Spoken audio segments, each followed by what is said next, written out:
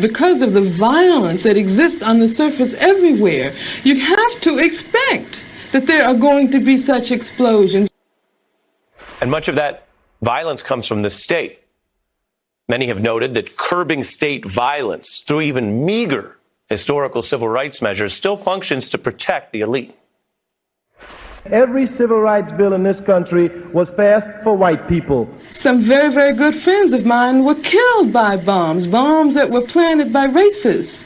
White people beat up black people every day. Don't nobody talk about nonviolence. But as soon as black people start to move, the double standard comes into being. That's why when someone asks me about violence, I just find it incredible. Social justice and progress are the absolute guarantors of riot prevention. MLK arguing that justice is right, but it's also good for a safe society.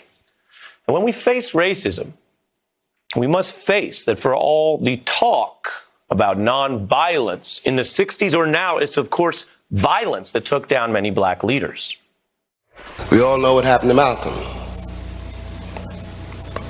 We all know what happened to Martin. The list is long. That is the result of a slave rebellion. Baldwin bringing it back to that prism of a slave rebellion. Now, we're almost done with this piece tonight, but the last part is key.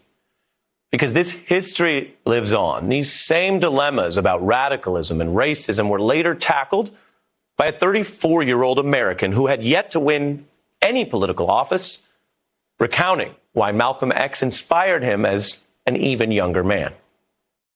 The section that I'm going to read for you right now takes place during my adolescence. And I'm a very angry man. Only Malcolm X's autobiography seemed to offer something different. We were always playing on the white man's court. The only thing you could choose as your own was withdrawal into a smaller and smaller coil of rage, until being black meant only the knowledge of your own powerlessness.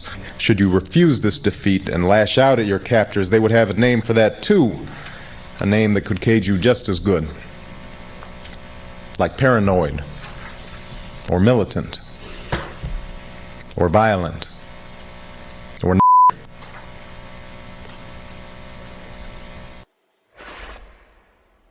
A 34-year-old Barack Obama wrestling with the depth of America's racism, recounting Malcolm X's inspiration, and also explaining why he, Obama, broke with that militance, facing his own heritage and seeking a new world. Down the road to self-respect, my own white blood would never recede into mere abstraction. So I was left to wonder what else I would be severing if and when I left my mother and my grandparents at some uncharted border. And two, if Malcolm's discovery towards the end of his life that some whites might live beside him as brothers in Islam seemed to offer some hope of eventual reconciliation, where were the people who would work towards this future and populate this new world? Obama took that spirit all the way to the White House and moved a Democratic Party that, to be clear, does not have some universally great record here.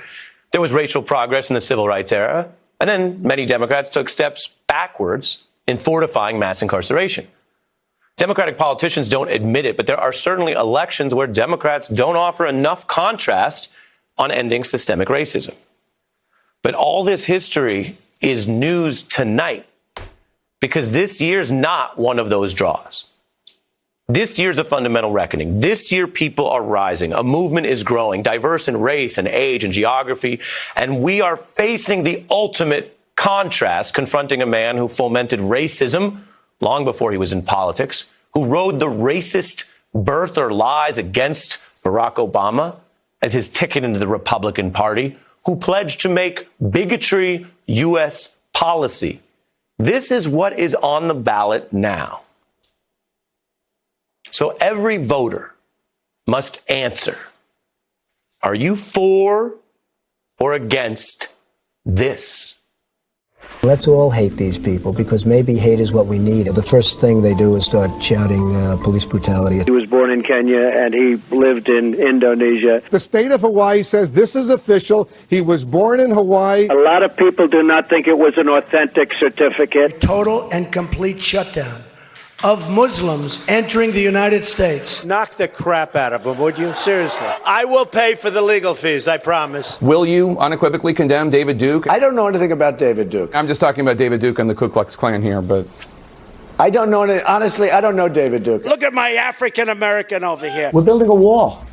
He's a Mexican. He is giving us very unfair rulings. He's not from Mexico. In my opinion, he's from Indiana. He is his Mexican heritage. These thugs being thrown into the back of a paddy wagon. I said, please don't be too nice. Very fine people on both sides. Why do we want these people from, quote, all these countries here? These aren't people. These are animals. He once asked me if I could name a country run by a black person that wasn't a Female Democrat congresswomen who are foreign-born, he suggests, should go back to where they came from. Have you heard the president use the N-word? Yeah. Proud Boys, stand back and stand by. There's a saying, what's understood does not need to be explained. Racists understand exactly what's going on here. And so do the anti-racists backing civil rights for all people. Now, maybe some people out there didn't get it. People are busy making a living. People tune out information in the news. Maybe some did not fully understand all this before. But even for anyone who had doubts or confusion, it's all out in the open in 2020. Consider it explained. Now, what are you going to do about it? Hey, I'm Ari Melber from MSNBC. You can see more of our videos right here, or better yet, subscribe to our YouTube channel below. You could have been anywhere in the world, but you're here with us, and we appreciate that.